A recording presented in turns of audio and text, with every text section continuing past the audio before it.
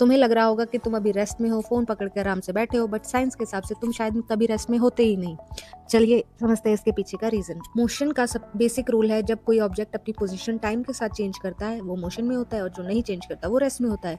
लेकिन मोशन हमेशा ऑब्जेक्ट पे डिपेंड नहीं करता, ऑब्जर्वर पे डिपेंड करता है। फॉर एग्ज़ाम्पल, तुम बस में बैठे हो, तुम्हें लग रहा है कि तुम रेस्ट में हो बिकॉज़ सीट मूव नहीं कर रही, बट तुम्हारे पास से बिल्डिंग्स, ट्रीज़, पोल्स सब मूव करते दिखाई देते हैं। तो क्या बिल्डिंग सच में मूव करती है? नहीं।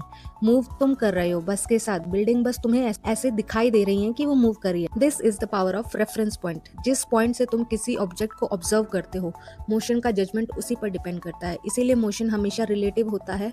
किसी के पर्सपेक्टिव से ऑब्जेक्ट रेस्ट भी हो सकता है और मोशन में भी। मोशन के कितने टाइप्स हैं ये समझ लो, क्योंकि एग्जाम में यहीं से क्वेश्चंस आते हैं। सबसे पहला है लीनियर मोशन। जब ऑब्जेक्ट स्ट्रेट लाइन में मूव करे, जैसे एक कार हाईवे पर, ट्रेन ट्रैक पर। Circular motion, object circular path follow करे, जैसे फैन के ब्लेड्स, स्पिनिंग व्हील। थर्ड है oscillatory motion, to and fro motion, एक साइड से दूसरी साइड फिर वापस उधर ही। स्विंग, पेंडुलम, सब यही मोशन फॉलो करते हैं। फोर्थ है रोटेशनल मोशन, ऑब्जेक्ट अपने एक्सिस पर घूमता हो, like earth, mixer grinder blades. Object पूरा घूम रहा है बट एक फिक्स एक्सिस के अराउंड। और एक इंपॉर्टेंट लाइन, सर्कुलर और ऑसिलेटरी मोशन दोनों पीरियोडिक मोशन भी हो सकते हैं, क्योंकि इनका मूवमेंट बार बार रिपीट होता है इक्वल टाइम इंटरवल में।